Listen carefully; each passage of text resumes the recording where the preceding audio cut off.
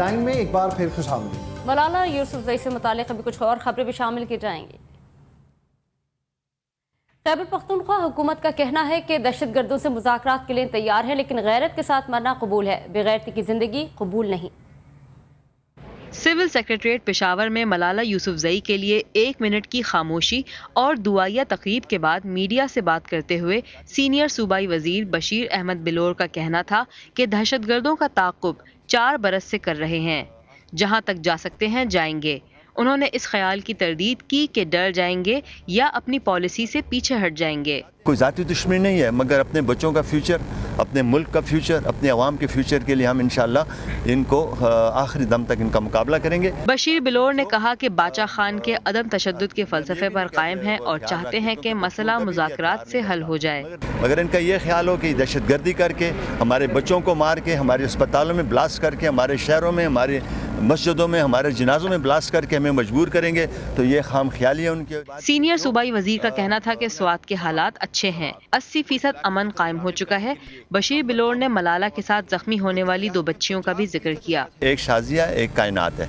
शाजिया जो उसको पेशावर मुंतकिल किया गया है, उनके लिए पूरा उनका इलाज भी हो रहा है और उनको इलाज भी फ्री होगा। और कायनात जो एक बच्ची जो है वो मामूली से ज़ख्मी है और उसका भी चीफ सेक्रेटरी साहब से बात हुई है, वो वहाँ पे DCO ने उनको हॉस्पिटल ले जाया। वो नहीं जा रही थी मगर उसको हॉस्पिटल दाखिल कर दिया गया और वो बिल्कुल ख़तरे से बाहर है। गुलाम अहमद बिलोर के बरतानिया में दाखिले पर पाबंदी के हवाले से पूछे गए सवाल पर बशीर बिलोर ने कहा कि वहां उनकी कोई जायदाद नहीं, 10 बार या 50 बार पाबंदी लगाएं, कोई फर्क नहीं पड़ता। इस मौके पर सूबाई वजीर इत्तलात मियां इफ्तिखार हुसैन का कहना था कि दहशतगर्द इस्लाम को बदनाम और मुनाफिकत फैला रहे हैं। उन्होंने दोगली पॉलिसी अपना रखी है। मियां इफ्तिखार हुसैन का मजीद कहना था कि दहशतगर्द ताहाल हमारे हाथ नहीं आए और इस हवाले से तमाम खबरें बेबुनियाद हैं। अगर कोई इशारा मिला तो जान की बाजी लगाकर मलाला के हमला आवरों को गिरफ्तार कर लेंगे। उनको हमने ढूंढ लिया है, ये अजीब सी बात है। अगर ढूंढ लिया है तो हम पकड़ भी लेते, हम उनको तो छुट्टी न देते। जहाँ तक ये कि वो मालूम है, मालूम तो इसलिए है कि उन्होंने खुद कह के हमने किया है, वो तो छुपे हैं नहीं। ये तो कोई अनहोनी बात नहीं है, कोई इंकशाफ नहीं है। जब वो खुद कहते हमने किया है, मालूम है, जब पकड़ेंगे तो आपके सामने लाएंगे। सूबाई वजीर इत्तलात ने कहा है कि मलाला की शक्ल में शुरू होने वाली कोशिशों को तहरीक बनाना चाहिए और दहशतगर्दी के खिलाफ मुहिम मुनज़्ज़म तरीके से आगे बढ़ाई जाए। और अब बात करते हैं केमिकल स्कैंडल की। सुप्रीम कोर्ट ने एफिडरेन कोटा केस में वफाकी वजीर मखदूम शहाबुद्दीन और अली मूसा गिलानी की जमानत की तौसीक कर दी है। मज़ीद तफसीलात के लिए जावेद सुमरो की रिपोर्ट।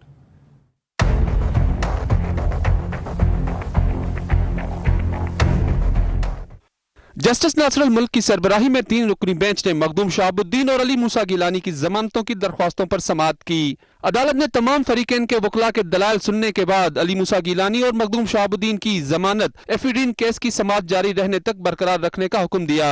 समाअत के बारे में अली मूसा गिलानी के वकील ने बताया, ANF के खिलाफ तौहीन अदालत की जो दरख्वास्तें थी वो वापस ले ली हैं।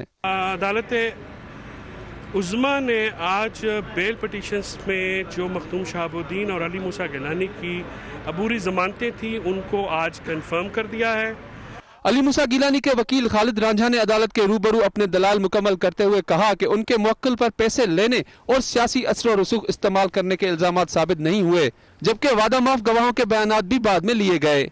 जस्टिस तारिक परवेज ने खालिद रांझा को मुखातिब करते हुए कहा कि आपके मुवक्किल पर एफिडेन रखने का इल्जाम नहीं, सिर्फ सियासी असर और रसूख और फोन कॉल्स करने का इल्जाम है। जिस पर खालिद रांझा ने कहा कि तमाम पार्लियामेंटेरियंस अपने हलके के लोगों के काम करने के लिए फोन कॉल्स करते हैं, लेकिन अली मूसा गिलानी ने ऐसी कोई कॉल नहीं की। ANF के वकील शाहिद अब्बासी ने दोनों शख्सियात के वकला के दलाल पर जवाबी दलाल मुकम्मल करते हुए कहा कि ANF का दायरा इख्तियार यह है कि एफिडेन का गलत इस्तेमाल हुआ है या नहीं। इस सारे केस में सियासी दबाव इस्तेमाल किया गया। जस्टिस नासरुल मुल्क ने इस्तफसार किया कि ऐसा कोई सबूत मौजूद है कि एफिडेन को नशे के तौर पर इस्तेमाल किया गया हो, जिस पर ANF के वकील खामोश हो गए। जमानत के बाद मीडिया से बात करते हुए अली मूसा गिलानी और मखदूम शहाब ने फैसले पर इज़हार तशक्कुर अदा किया।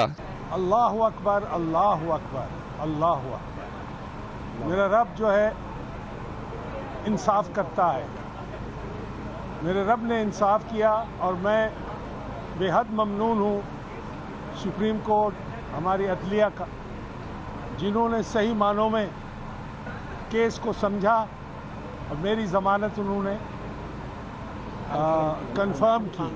आज जो बदनीति ANF की तरफ से थी वो साबित हो गई, जिस मेलाफाइडी इंटेंशन हमारी एक्सेप्ट हो गई और उस पर मुझे बेल ग्रांट हुई। अदालत ने मखदूम शहाबुद्दीन और अली मूसा गिलानी की जमानतों की तौसीक करते हुए समाअत मुलतवी कर दी। कैमरामैन हारून नसीर के साथ जावेद सुमरो, CNBC पाकिस्तान, इस्लामाबाद। नाज़रीन, आज से 13 साल कबल 12 अक्टूबर को इस वक्त के army chief general Ashfaq Parvez Musharraf ने मुंतखब वज़ीर आज़म मियां नवाज शरीफ की हुकूमत ख़त्म की और 9 साल तक मुल्क पर हुकूमत करने के बाद वो अब मुल्क से बाहर और मियां नवाज शरीफ मुल्क में मौजूद हैं। 12 अक्टूबर के गैर जमहूरी इक़दाम से मुल्की हालात पर क्या फ़र्क पड़ा, देखेंगे इस्लामाबाद से महमूद जान बाबर की इस रिपोर्ट में।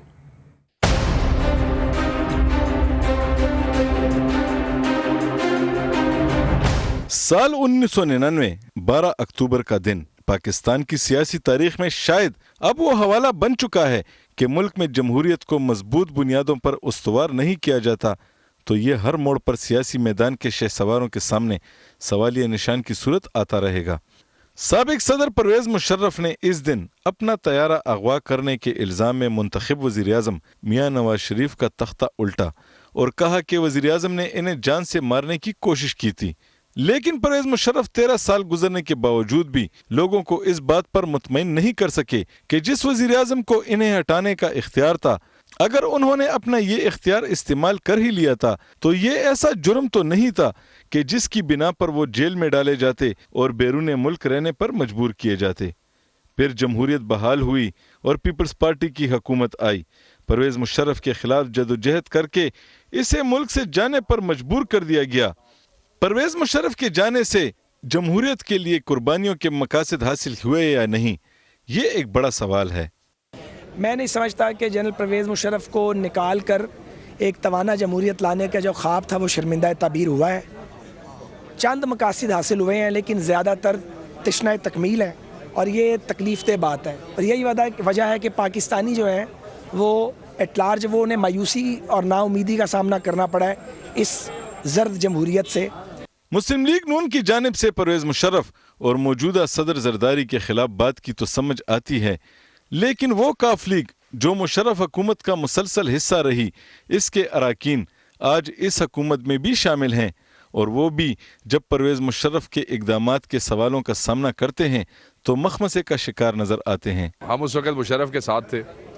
मुझे तो ये समझ नहीं आती कि वो क्या मकसद था मुशर्रफ को हटाने का। अब क्योंकि मैं इस गवर्नमेंट का हिस्सा हूँ, इसका ये मतलब नहीं है कि मैं मुशर्रफ को बुरा भला कहना शुरू कर दूंगा। मैं नहीं समझता कि कोई ऐसे मकासद थे। मकसद सिर्फ ये था तू चल मैं आवा, वो चला गया थे, आ गए, अल्लाह खैर सला। परवेज मुशर्रफ का दौर और मौजूदा दौर एक जैसा है, ये सवाल जब पीपल्स पार्टी के कायदीन के सामने रखा जाता है तो वो कहते हैं कि इतनी जल्द गंद साफ नहीं होगा। 65 साल के मसाइल चंद सालों की जदोजहद से हल नहीं हो सकते, लेकिन बेहतरी हुई है, मज़ीद बेहतरी होगी इंशाल्लाह। Election is the only solution और ट्रांसपेरेंट फेयर इंडिपेंडेंट इलेक्शन जो है वो पाकिस्तान के अवाम को ये हक दे सकता है कि सिस्टम का गंद साफ करें। मुल्क में पीपल्स पार्टी की हुकूमत को बने हुए 4.5 साल हो चुके हैं। साबिक सदर परवेज मुशर्रफ लेक्चर्स देने और पैसे कमाने के नाम पर मुल्क की खाक छान रहे हैं, लेकिन सवाल अब भी वही मौजूद है कि वो सियासी कुव्वतें जो इनके खिलाफ मिलकर लड़ने के अज़म पर कायम थी, वो आज भी इतनी ही एक दूसरे से दूर हैं और इस सब कुछ का फ़ायदा उन लोगों को हो रहा है जो हर दौर में हुकूमतों का हिस्सा होते हैं। महमूद जान बाबर, CNBC पाकिस्तान, इस्लामाबाद। और 12 अक्टूबर के बारे में पार्लियामेंटेरियंस का क्या कहना है, आइए देखते हैं। हमने कभी भी उस इक़दाम को अच्छा नहीं समझा। जमहूरियत के लिए हम स्ट्रगल करते रहे हैं, हमारी पूरी तारीख़ जमहूरियत के लिए स्ट्रगल करती रही है। अगर इस मुल्क में जमहूरियत होती, प्रोसेस चलता और एक मुसलसल तसलसल रहता तो मैं समझती हूँ कि आज मलाला यूसुफ़ज़ई जैसे वाक़यात ना होते। 12 अक्टूबर को जो पाकिस्तान की जमहूरियत के ऊपर, आइन के ऊपर, पाकिस्तान की जमहूरी अदारों के ऊपर और एक 2/3 अक्सरियत रखने वाली हुकूमत के ऊपर जो शबखून मारा गया, हम समझते हैं कि उसने पाकिस्तान की तारीख़ बदल दी, पाकिस्तान का रुख बदल दिया और अंधेरों में उसको डाल दिया और आज जो हम भुगत रहे हैं वो उसी का नतीजा है। پاکستان کو ایک اس پالیسی کی وجہ سے 12 اکتوبر کے اثرات جو آج بھی ہم جھٹکے کھا رہے ہیں، آج بھی ملک جس حالت سے گزر رہا ہے، آج بھی ہم ریکٹیفیکیشنز اس پارلیمنٹ میں کر رہے ہیں کہ اس دور کے بنے ہوئے قانون، اس دور میں ہوئے معاملات کو ہم ٹھیک کر سکیں، لیکن پاکستان کو اتنی بری دلدل میں چھوڑ کے اور دلدل میں گھسیٹ گیا 12 اکتوبر کے بعد دیا گیا کہ اب تو انتہائی مشکل حالات ہو گئے ہیں۔ لیکن اس ملک میں تو کئی دفعہ 12 اکتوبر آئی ہیں اور پھر بھی ہم نے کچھ نہیں سیکھا ہے۔ بنگلہ دیش ہم سے کیوں جدا ہوا؟ اس لیے کہ صوبائی خود مختاری مانگ رہا تھا۔ اب 18 امینڈمنٹ میں ہم نے دی ہے، پھر بھی اس میں لانجے ہیں۔ بلوچستان کا مسئلہ ہم حل نہیں کر سکتے ہیں، لا اینڈ آرڈر کا مسئلہ خراب ہوتا جا رہا ہے۔ پھر یہ ہے کہ دہشت گرد ہر طرف پھیلتے جا رہے ہیں۔ پاکستان میں پہلا مارشل لا جو ہے وہ 58 میں لگا تھا، اور اس مارشل لا نے پاکستان کے 2 لخت کرنے کی بنیادیں رکھی تھی، کیونکہ ہم نے جمہوریت کے تمام اصول اس مارشل لا میں توڑ دیے تھے۔